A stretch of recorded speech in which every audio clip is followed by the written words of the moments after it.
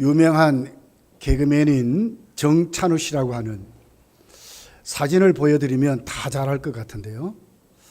사진을 못 보여드려가지고 좀 죄송합니다. 컬투 쇼의 아주 리더자이고 라디오, TV 프로그램 안녕하세요, 또 컬투쇼를 진행하고 여러 가지 이것저것 모든 프로그램 예능을 종횡무진했던, 우리 대구에도 많이 내려온 것 같아요. 거리를 지나가다 보면 컬투쇼라 이렇게 해가지고 아주 웃음을 많이 주었던 그런 개그맨이죠. 근데 그가 하루아침에 모든 프로그램에서 자신 스스로 하차합니다 하는 발표를 해버렸어요. 그래서 모든 자기가 맡은 프로그램에서 자기는 내려오고 좀 쉬어야 되겠습니다 이렇게 발표를 하고, 요즘은 전혀 TV나 라디오나 어떤 프로그램에서도 정찬우 씨를 볼 수가 없습니다. 왜 그런가 그랬더니 공황장애라는 병이 찾아왔대요. 과거에 이경규 씨나 김구라 씨 같은 분들도 많이 알았던, 연예인들이 많이 앓는 그런 병인 것 같습니다. 갑자기 불안이 찾아오고 심장이 막 조여드는 것 같고 맥박이 막 갑자기 막 이렇게 돌발적으로 뛰고 죽을 것 같은 불안이 찾아오는 것이 공황장애랍니다. 운전할 때도 찾아올 수 있고 프로그램 할 때도 찾아올 수 있고 자다가 일어나서도 이런 일이 생긴다는 거예요. 남에게 웃음을 줘야 될 자가 오히려 자신이 불안하고 초조하고 죽을 것 같은 이런 모습으로는 내가 프로그램을 할 수 없다, 그렇게 해서 모든 프로그램에서 하차를 했습니다. 정신의학자들이 진단을 했어요. 연예인들이 많이 걸리는 병이랍니다. 인기에 초조하고 혹 실수만 해버리면 그날로 모든 프로그램에서 올 수도 없게 돼버리는 거예요. 강박관념이 넘치고 불안과 초조가 넘치는 그런 병이래요. 견딜 수 없는 공포가 밀려오는 병이라는 거예요. 근데 여러분 자세히 한번 보십시오. 연예인들만 그런 병이 오는 게 아니에요. 요즘 우리 일반인들에게도 많은 분들이 불안에 시달리고 염려에 시달리고 강박관념에 시달리고 또 내가 어떻게 될까, 죽음의 위협 앞에 우리가 다 아무도 여기에 나는 자신 있습니다, 해방됐습니다, 이런 분들이 없는 것 같습니다. 잘 먹어도 배 터져 죽겠다 그래요. 잘 쉬면 무료하고 지루해서 죽겠다 합니다. 이것이 우리 인생인 것 같습니다. 여러분, 우리가 살다가 보면 여러 가지 이런 문제들이 우리에게 부딪히는 것을 봐요. 좀 쉬면 좋겠다, 좀 편안하면 좋겠다, 나에게 불안이 없으면 좋겠다, 정말 내가 오래 살면서 건강하게 기쁨으로 감사로 살면 좋겠다 하는데, 왜 우리에게는 이런 불안이 있고 염려가 있고 공포가 있고 죽음의 위협 앞에 우리가 놓여져 살아야 하느냐 하는 것입니다.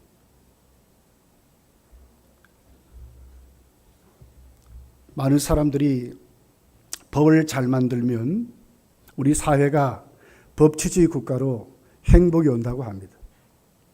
사실 많은 법은 우리에게 많은 불편을 줬고 사실 역사를 보면 고통만 주게 되는 것을 봐요. 또 어떤 분들이 그럽니다. 교육을 잘 시키면, 사람을 이렇게 계몽시켜주면, 좀 많이 깨닫고 알게 되면 사람들이 행복해진다고 말을 하는데 실질적으로는 그렇지 않았습니다. 오히려 더 많이 알므로 너무 우리 복잡해져 버렸습니다. 어떤 분들은 그럽니다. 그러면 꿈을 주면 된다. 어떤 앞으로 목표를 잘 주어서 정부가 참 이끌어가면 이 사회가 행복할 것이다, 그렇게 말을 하지만 실질적으로 그렇지 않습니다. 너무너무 급해져 버렸어요. 너무너무 온 세계가 경쟁에 빠진 것을 봐요. 여러분, 집에 가장 되는 남편은 가정의 짐을 지고 삽니다. 아내는 자녀들의 짐과 가사의 짐을 지고 살게 되죠. 경쟁 사회다 보니까 자녀를 교육을 시키지 않으면 안 돼요. 무엇이 왔습니까? 교육비라고 하는 정말 우리가 부담스러울 수 없는 정말 무수한 이런 고통이 우리에게 왔습니다. 시민사회를 좀 더 복지국가로 만들어야 됐다. 그러면 온 사회가 균등하고 공정하게 나누며 살 것이다. 이렇게 해서 많은 분들이 사회복지제도를 만들었는데 거기에는 뭐가 있습니까? 수많은 세금이 동원되는 겁니다. 세금의 부담 때문에 살 수가 없어요. 조금 수입이 생기면 또 세금 내야 돼요. 너무너무 불안하고 이 사회가 오히려 하는 일마다 뒤에 따라오는 수많은 후유증들이 우리에게 더 많이 있다고 하는 것입니다. 왜 그랬을까요, 여러분? 왜 우리가 좀 멋있고 편안하고 기쁘게 감사하면서 질병 없이 오늘 우리가 좀 이렇게 살았으면 좋겠는데, 죽음의 그 공포 아니면 좀 살았으면 좋겠는데 왜 이런 문제가 우리에게 오늘 또 넘치도록 다가오고 있는 것입니까? 오늘 성경은 예수님이 정확하게 우리 인생의 문제를 진단하는 것을 볼 수 있습니다. 28절에 예수님 우리 인생을 향해서 수고하고 무거운 짐진 자들이라고 말했습니다. 수고한다 하는 말은 육체적으로 지쳐서 정신적으로 용기를 잃은 상태를 말합니다. 일을 하느라고 힘들어 고통 속에 사는 것을 말합니다. 땀을 흘리고 그렇게 아니면 살 수 없는 것을 말합니다. 뭔가 기쁨으로 해야 되는데 그게 수고가 된 것을 말합니다. 수많은 고통이 우리에게 있는 상태를 수고라고 이렇게 오늘 성경이 우리에게 말씀하고 있습니다. 예수님은 당시에 유대 사회를 보면서 모든 유대 사회에 살았던 유대인들이 정말 무서운 수고의 짐을 지고 가는 것을 알게 됐습니다. 왜 그렇습니까? 그들에게 율법이라는 하나님의 말씀이 있었는데 그 율법의 정도를 모르고 알지 못해서 오히려 율법이 그들에게 고통이 되는 것을 보게 됩니다. 지도자들은 군림합니다. 그것을 가지고 이웃을 정죄합니다. 판단합니다. 그러니까 온 사회가 어떻게 됐습니까? 정죄 속에 삽니다. 남을 비판하는 것으로 삽니다. 옳고 그름을 따지는 것으로 삽니다. 용서가 없습니다. 여러분, 이런 사회가 결국 행복한 사회이겠습니까? 예수는 그들을 향해서 그럽니다. 너희들은 수고와 무거운 짐을 지었다고 말씀하는 것입니다. 이걸 짐을 졌다는 말은 누군가에 의해서 주어진 환경을 말합니다. 누군가에 의해서. 나는 좀 안 그러고 싶은데 예수님이 보기에는 뭡니까? 그 당시에 종교가 그들에게 집이었습니다. 진짜를 모르니까 그럽니다. 오늘 25절부터 쭉 읽어보면 뭐라고 얘기합니까?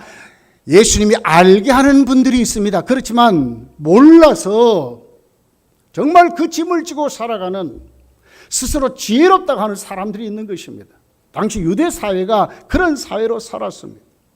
여러분, 오늘날 여러분들이 우리 삶을 살아가면서 여러분 자신을 한번 가만히 생각해 보십시오. 많이 아는 것이 행복합니까? 진짜를 모르니까요. 많이 아는 것이 오히려 머리만 복잡해졌어요. 과거에 그죠? 시골 가면 먹을 것이 많았습니다. 인심도 좋았습니다. 바닷가에 가면 던지면 고기가 그냥 막 잡혔습니다. 조개도 그냥 많았습니다. 근데 요즘은 없어요. 아무것도 없습니다. 단순하지 않습니다. 잘못 알아서 그렇습니다. 예수는 우리를 향해서 그렇게 말하는 겁니다. 수고하고 무거운 짐진 자들이라고 말합니다. 여러분, 우리 사회가 지금 그런 사회로 살아가는 게 아닙니까? 회사를 경영하는 사장님 되면 행복하겠죠. 근데 행복합니까? 오히려 회사를 책임짐으로 너무너무 어려운 부담이 그 사람 속에 있습니다. 요즘 여러분 보십시오. 오너가 행복합니까? 절대로 아닙니다. 기업의 이윤이 떨어질까 봐, 종업원들이 어떻게 할까 봐, 노조 활동이 어떻게 할까 봐 날마다 머리 싸매고 있는 것입니다. 그럼 직장에 다니는 분들은 어떻습니까? 직장이 행복합니까? 아니지요. 가서 경쟁해야 됩니다. 이 직장이 오래 다닐 직장이가 또 알아야 됩니다. 직장 생활만이 오늘 이 사회를 살아가는데 모든 만족을 주지 않습니다. 자녀를 키우면 행복합니까? 그 자녀가 앞으로 어떻게 키워질라는지 우리는 모르는 것입니다. 잘못 키워놓으면 오히려 큰 짐이 되는 것입니다. 여러분, 오늘 우리는 육체적으로, 정신적으로 정말 무거운 짐을 지고 살아가는 것 같습니다. 어떤 사람은 술에 의존합니다. 어떤 사람 담배에 의존합니다. 어떤 사람은 오락에 의존합니다. 어떤 사람은 스포츠에 의존합니다. 어떤 사람은 쾌락에 의존합니다. 어떤 사람은 육체의 운동에 의지합니다. 어떤 사람은 등산에 의지합니다. 그런데 그것이 여러분 다음 날 어떤 여러분에게 모든 것이 해결됐다고 합니까? 또 그렇게 해야 되는 것입니다. 지치고 힘들고 피곤한 삶을 살아갈 수밖에 없는 것이 우리 인생길인 것을 예수님은 정확하게 진단합니다. 이 세상의 어떤 방법으로도 수고하고 무거운 짐을 해결할 수 없다고 하는 것입니다. 똑바로 우리 인생길 진단하고 살아야 됩니다. 수고하고 무거운 짐을 졌다는 것을 우리는 인정하고 살아야 합니다. 살면 살수록 더 그럴 것입니다. 살면 살수록 더 우리의 삶은 피곤해질 것입니다. 여러분, 우리 인간의 모든 삶이 왜 이렇게 됐을까요? 원래 하나님은 우리를 지을 때에 이렇게 만들지 않았습니다. 창세기 2장 3절에 보면 하나님이 그 일곱째 날을 복되게 하사 거룩하게 하셨으니 이는 하나님이 그 창조하심에 만드신 모든 일을 마치시고 그날에 안식하셨다고. 진짜 안식하셨습니다. 모든 창조를 마치고 마지막 날 사람을 만들었습니다. 얼마나 좋았는지 하나님이 만족하셨는데 보시기에 정말 좋았다고 말씀했습니다. 온 우주를 만드신 아무것도 실수가 없는 하나님, 온전하시고 완전하시고 그 하나님이 보시기에 조금도 부족하면 참 기쁨으로 하나님이 그리고 마지막 일곱째 날 안식하셨습니다. 정말 쉼, 정말 영원한 평강이 하나님의 세계에 있다고 말씀하는 것입니다. 그런데 로마서 3장 23절에 보면 왜 우리에게 수고하고 무거운 짐이 왔는가를 정확하게 말씀합니다. 모든 사람이 죄를 범하였음에 하나님의 영광에 이르지 못한다고 그랬습니다. 문제는 뭡니까? 죄 때문에 그렇습니다. 인간이 하나님께 죄를 지음으로 우리에게 주신 안식이 깨어져 버린 것입니다. 하나님과 우리 사이가 무너지게 된 것입니다. 우리에게는 뭐만 있습니까? 죄만이 우리를 지배하는 삶을 살아갑니다.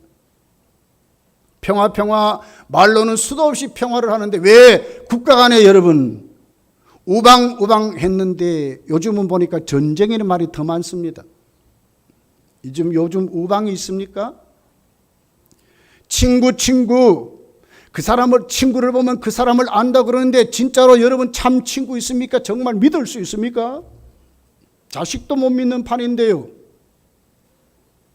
이것이 오늘 우리가 살아가는 세상입니다. 원인이 무엇입니까? 죄 때문에 그렇습니다. 하나님의 형상이 깨트려져서 그렇습니다. 하나님은 창세기 3장 16절부터 보면 죄를 짓고 난 인간이 하나님께 형벌을 받게 됩니다. 여자는 해산에 고통이 왔습니다. 자녀를 얻는 것이 얼마나 기쁨입니까? 그런데 여인에게는 고통이라고 말하는 것입니다. 여러분, 내 자녀를 먹여 살리고 아내를 기쁘게 하고 우리 가정을 잘 계획을 세워서 그렇게 사는 것이 얼마나 행복입니까? 그런데 성경은 그렇게 말하지 않습니다. 아담은 수고해야, 이마에 땀이 흘려야 먹고 산다고 말씀하는 것입니다. 노동이 기쁨이 아니라 수고가 되어버렸으면 짐이 되어버린 것을 말씀합니다. 이것으로 끝났습니까? 결국 우리는 흙으로 돌아간다고 죽음이라는 무서운 형벌이 왔습니다. 아무도 여기에 나는 안 죽습니다 할 사람이 아무도 없습니다. 역사 이래로 여러분, 독재자 할 것 없이, 평화주의도 할 것 없이, 노벨 문학상, 노벨상을 수도 없이 탄 사람 다 죽었습니다. 인간이 이런 존재인 것입니다. 모세는 말합니다. 우리의 연수가 70이요 강가라면 80이라 그 연수의 자랑은 수고와 슬픔뿐이요 신속히 가니 우리가 날아가나이다. 수고와 슬픔으로 살다가 뭐며 나중에 연세가 많아져 보세요. 하루하루가 싹 지나가 버리는 거예요. 우리 장인이 그래요. 저보고 이 목사 60이 돼봐라, 70이 돼봐라, 80이 돼봐라, 10년이 하루래. 하루가만 10년까지 빨리 지나가 버린다.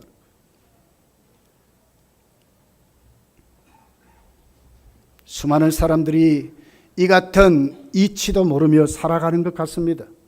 환경만 바꾸면 된대요. 즐겁게만 살면 된대요. 기쁨으로만 살면 된대요. 그러면 됩니까? 여러분, 오늘 예수님은 말씀합니다. 우리 인생을 정확하게 진단했습니다. 수고하고 무거운 짐진 자들이라고 말했습니다.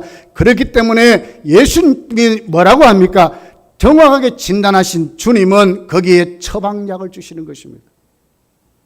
수고하고 무거운 짐을 해결해 주신다고 말합니다. 그래서 뭐라고 말합니까? 다 내게로 오라고 그랬습니다. 예수님께 오면 문제가 해결됩니다. 예수님 영접하면 문제가 해결됩니다. 예수를 믿으면 문제가 해결됩니다. 옛날 평안도 정주에 맹인이며 박수무당이 살았습니다. 얼마나 용한지 몇 년을 예약을 받고 구슬해 줬어요. 어느 날 구슬하는데 귀신이 오지 않습니다. 아무리 깽가리를 치고 아무리 뛰어도 귀신이 안 오는 거예요. 도대체 왜 이럴까? 그래서 주위를 둘러봤더니 우리와 다른 외국 사람이 거기 있는 거예요. 이상합니다. 오늘 내가 구슬할 수 없는데 무엇 때문에 그런지 모르겠습니다. 그랬더니 우리와 다른 외국 사람이 말합니다. 자녀와 너 인생을 저주케 하는 귀신을 믿지 말고 너의 삶을 영생을 주고 자녀에게 행복을 주는, 그리고 너를 하나님 앞에 구원받게 하는 예수를 믿어라, 이렇게 말했습니다. 그랬더니 코웃음을 쳤어요. 근데 이상한 일이 벌어졌습니다. 그러고 난 다음에 선교사가 그 자리를 뛰니까 귀신이 왔습니다. 그날 굿을 잘했습니다. 그걸 집에 가서 생각해 봅니다. 도대체 이것이 무슨 일인가? 내가 섬기는 귀신보다 더 큰 신이 있다는 것인가? 정말 예수신이 있는 것인가? 정말 이렇게 하면 나도 망하고 내 자녀도 망하고 집안이 망하는 것인가?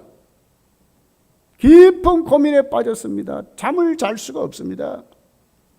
그 다음날 선교사를 찾아가서, 선교사님, 진짜 예수신이 있습니까? 진짜 내가 이렇게 하면 내 인생 망합니까? 내 자녀들 못 됩니까? 정말 내가 멸망받는 겁니까? 선교사가 그럽니다. 그 무당의 손을 잡고 말합니다. 당신 진짜 예수 믿어야 됩니다. 오늘 당신이 나를 찾아온 것은 하나님이 당신을 예수 믿게 하려고 찾아오게 하십니다. 이 기회를 놓치지 마십시오. 그리고는 말합니다. 예수님만 영접하면 당신 속에 있는 귀신이 다 도망갈 것이고 예수께서 당신의 생명을 구원하여 영생을 주실 것입니다. 인생이 행복해질 겁니다. 이제는 그 귀신 때문에 시달리지 않을 것입니다. 자녀들이 정말 잘 될 것입니다. 이 복음을 듣고요, 그날로 예수 믿기로 작정합니다. 그리고 다 버렸습니다. 그리고 그 다음 날부터 교회에 가서 청소부터 시작했습니다. 나중에는 교회 사찰이 됐습니다. 사찰된 그분을 보고 선교사가 아주 신실하니까 그 아들을 미국에다가 유학을 시켰습니다. 공부도 잘했습니다. 그리고 돌아와서 그 아들이 여러분 우리 나라의 초대 국회의장이 됐습니다. 그리고 연세대학교 초대 총장이 됐습니다. 한국 사회에 많은 공헌을 냈습니다. 그분이 바로 백낙준 박사, 연세대학교 총장, 대한민국의 초대 국회의장이 됐던 이런 분으로 지금도 그 가문이 하나님이 크게 축복하는 가문이 됐습니다. 박수무당, 그 신령한 무당이 예수님을 영접했으니 아들도 잘 내고 지금도 대한민국의 유명한 가문으로 지금도 쓰임받는다고 하는 것입니다. 오늘 오신 많은 어르신들이요, 이곳에 모인 모든 성도들이요, 인생은 수고하고 무거운 짐을 지고 삽니다. 여기 우리가 해방받을 수 있는 길이 있습니다. 그 해방받을 길이 뭡니까? 예수께로 오면 되는 것입니다. 예수를 영접하면 되는 것입니다. 예수를 믿으면 되는 것입니다. 예수를 믿으면 성령께서 오늘 우리를 저주받게 만들고 고통 속에 수고한 짐을 지고 살아가는 이 모든 저주를 해방시키시고 예수 그리스도의 은혜로 우리가 하나님의 자녀로 영생을 얻게 하신다고 말씀을 하는 것입니다. 요한복음 1장 29절에 보니까 세례 요한은 예수님을 향해서 세상 짐을 졌다고 그랬습니다. 이사야 53장 4절부터 6절까지 읽어보면 예수님은 우리의 병을 위해서 질고를 당하셨다고 그랬습니다. 채찍에 맞았다고 그랬습니다. 우리의 죄를 위하여 십자가에 죽으신다고 말씀하고 있습니다. 로마서 3장 24절에 보니까 그런데 그리스도 예수 안에 있는 속량으로 말미암아 예수께서 십자가에 죽으심으로 우리의 모든 죄짐을 값을 치러 갚으셔서 속량으로 말미암아 하나님의 은혜로 값없이 의롭다 하심을 얻은 자 되었다고 말씀합니다. 값없이, 이 선물을 말합니다. 예수를 믿으면 하나님이 값없이 주는 선물로 영생을 주신다고 의로운 하나님의 자녀가 된다고 말씀하는 것입니다. 요한복음 5장 23절에 확실하게 기록합니다. 내가 진실로 너희에게 이르노니 내 말을 듣고 또 나 보내신 이를 믿는 자는 영생을 얻었고 심판에 이르지 아니하나니 사망에서 생명으로 옮겼느니라고 말씀합니다.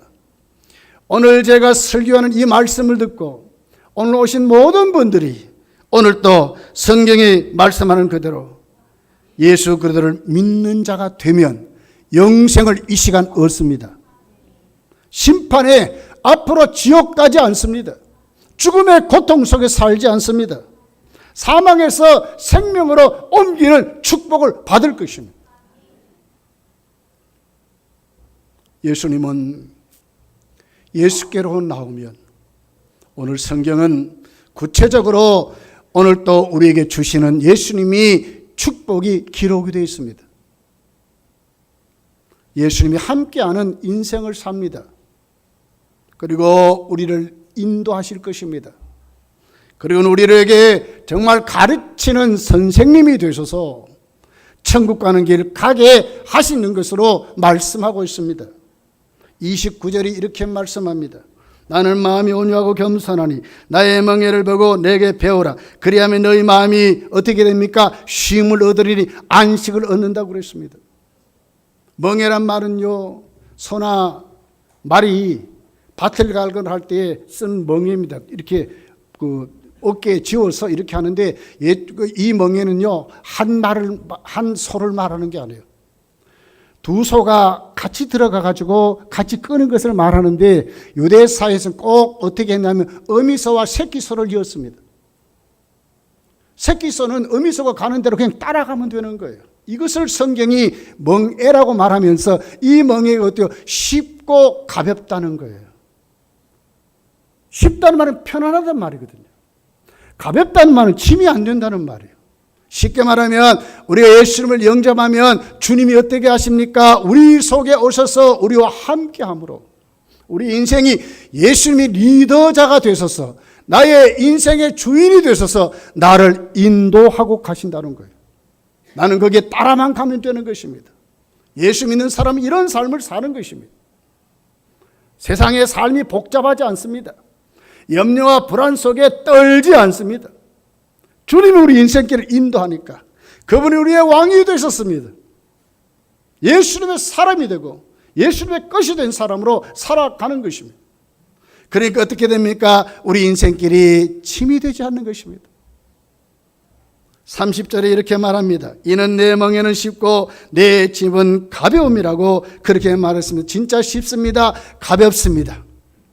그리고 어떻게 됩니까? 29절에 보니까 내게 와서 배우라고 말합니다. 그렇습니다. 주님은 그냥 따라오라고 하시는 것이 아닙니다. 오늘 제가 설교하듯이 주님은 우리에게 성경이라는 말씀을 주었습니다. 우리 인생길 그렇게 복잡하지 않습니다. 하나님 말씀을 붙잡고 말씀대로 살아가면 주님이 말씀대로 우리를 인도하시고 축복하신다고 하는 것입니다. 반드시 그렇게 합니다. 참 스승이요 참 교사는 누구입니까? 예수님 밖에 없습니다. 예수 믿으십시오. 여러분 예수 믿으십시오. 그러면 여러분이 수고하고 무거운 짐이 되지 않습니다. 주님 우리를 인도하시고 말씀으로 역사하시고 우리에게 꿈을 주시고 참된 목표를 주시고 주를 위해서 살게 하시면서 우리가 그 길을 하나님 앞에 가볍게 살아가게 되는 것입니다. 요한복음 14장 27절에 보니까 이렇게 기록합니다. 평안을 너희에게 끼쳐놓으니 곧 나의 평안을 너희에게 주노라. 내가 너희에게 주는 것은 세상이 주는 것과 같이 아니하니라 그랬습니다. 세상의 평화 여러분 얼마나 오래 갑니까? 그러나 주님이 우리에게 주신 평강은 그런 평강이 아닙니다. 일시적인 평강이 아닙니다. 영원한 평강입니다. 요한복음 16장 33절에 보니까 이것을 너희에게 이르는 것은 너희로 내 안에서 평안을 누리게 하려 함이니라. 평안을 누리게 하려 함이라고 그랬습니다. 불안이 물러갑니다. 초조가 물러갑니다. 공황장애가 이름도 없습니다. 여러분 마태복음 6장 25절에 보니까 목숨을 위하여 무엇을 먹을까 무엇을 마실까 몸을 위하여 무엇을 입을까 염려하지 말라 그랬습니다. 염려하지 않고 살아갈 수 있습니까? 왜 그렇습니까? 주님이 우리 인생길을 가르쳐 주기 때문에 그렇습니다. 염려하지 않습니다. 그리고 뭘 주십니까? 영원한 안식을 주십니다. 영원한 안식이 뭡니까? 천국을 우리에게 주시는 것입니다. 성도는요 가야 마지막 길에 확실한 안식처가 있어요. 어떤 분들이 그래요. 천국이 있다고 하니까 주고받느냐고 말해요. 아니요. 이 세상에도 천국이 있는 것을 우리에게 보여주셔요. 예수를 믿어보세요. 우리 속에 심령 천국이 이루어지고요. 우리 삶의 행복이 주어져요. 하나님의 살아계심을 알게 돼요. 천국이 있습니다, 여러분. 우리의 모든 인생의 수고의 짐이 마치는 그 천국이 있는 것입니다. 이 같은 안식을 오늘 오신 여러분들이요 놓치지 마시고 기회는 계속 오는 게 아닙니다. 언제 우리 주님 날 부르시면 여러분 다 하나님의 심판대 앞에 설 것입니다. 다 예외가 없습니다. 오늘 여러분 오신 여러분 꼭 예수님 영접하고 예수님께 오라 했으니 오늘 오시지 않았습니까? 그러면 예수님 영접하십시오. 예수를 믿으십시오. 오늘만이 아니라 이제 다음 주부터 예수님 믿으시고 그리고 검도함께 나오시고 나는 예수를 믿는 믿음의 사람을 고백하시고 예수를 왕으로 영접하시고 예수님과 더불어 살아가는 인생길을 살아가시기를 예수님 축복합니다. 기도하겠습니다.